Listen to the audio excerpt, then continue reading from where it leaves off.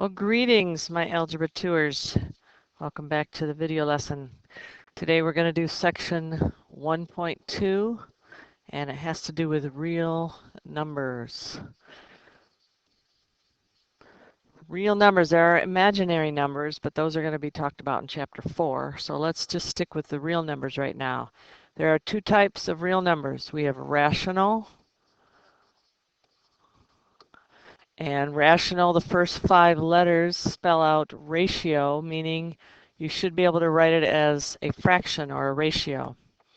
And that can be many numbers, like the number 3 can be written as 3/1, so that can be written as a ratio.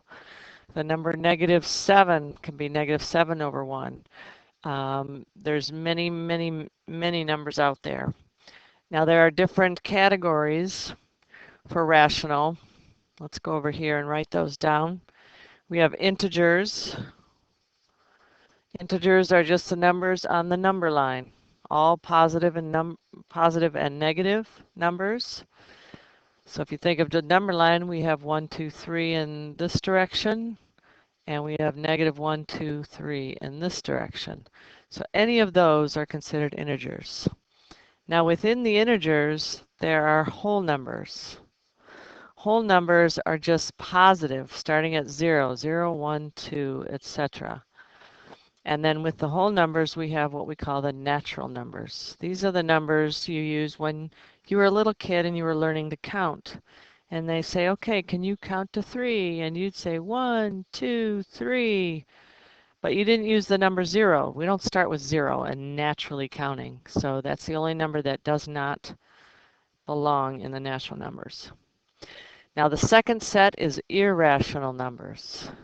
It's basically everything that doesn't fit into this category. Well, irrational are decimals that don't quit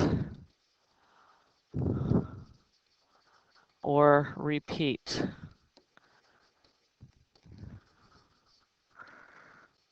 So, for example, pi is a very famous irrational number.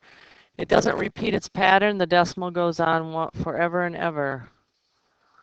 It goes on, and there's no pattern to the decimal numbers. All square roots that don't have a square root, like square root of 2 is 1.414, but the numbers after that don't repeat. Square root of 3, square root of 5. Square root of 4 would go under this category because it's a 2. It can be written as a fraction, 2/1. Okay, but any square roots that don't have a square root, and pi would be another one. A number like 1/3 repeats the decimal 0.33333, so that falls under the rational numbers. Okay, so irrationals are ones that don't quit or repeat. Okay, when you're talking about numbers. All right, next page. A couple little vocab numbers. If you see the word opposite or additive inverse, they mean the same thing.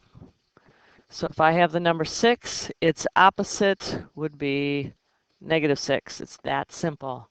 It's additive inverse because it's 6 plus -6. It makes it go to 0 if it's an additive inverse. We also have reciprocal, or another word for that is multiplicative inverse. Multiplicative is very fun to say, so you can practice that if you want.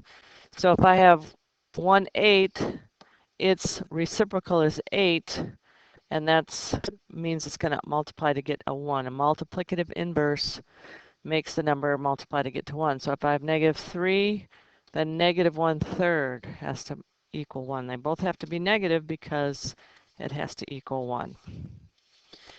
All right, the last thing we're going to talk about is some properties. These you should already know or at least be familiar with.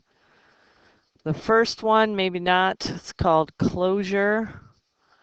Now there are two types of properties. We have additive and we have multiplicative properties. They each have their own little ways of doing it. So closure just means a plus b is a real number. And over here, A times B is a real number. Then we have commutative. Commutative, like you commute back and forth to work. A plus B is the same as, B plus A. Or under multiply, A times B is the same as B times A. So these are used a lot out of convenience. It makes the adding or subtracting a lot easier. Next one is associative. It's who you are associating with. So I have A plus B plus C. I'm going to associate A and B together. Well, then A says something mean about B, so now B doesn't want to associate with A, so B goes to associate with C. So it's still ABC, ABC. It's just which one you're going to add first for convenience. And then the multiplying part is just A times B times C, where the A and B, or A, B, C, where it's B and C this time first. Okay, the next one is the identities. That means how do you keep your own identity? If I have the number A and I add 0 to it, I'm going to keep my identity as A. Or if I have A and I multiply it by 1, I keep my identity as A. So the identity for addition is 0. The identity for multiplication is 1. Then we have inverse. Inverse is just what do you add or subtract to get 0. So my additive inverse, or the opposite, we said that on the previous page. Now here it's A times 1 over A to get that identity. So notice that the zeros show up in both of these right here, and the ones show up in both of those there. The last one is distributive. This doesn't really have an addition or a multiplication. It's just all by itself. We have A times B plus C. You distribute that A, multiply it by both, so you get AB times, or sorry, plus AC to distribute that in there. All right, that's it for this one. Short video. Ta-ta for now. See you in class.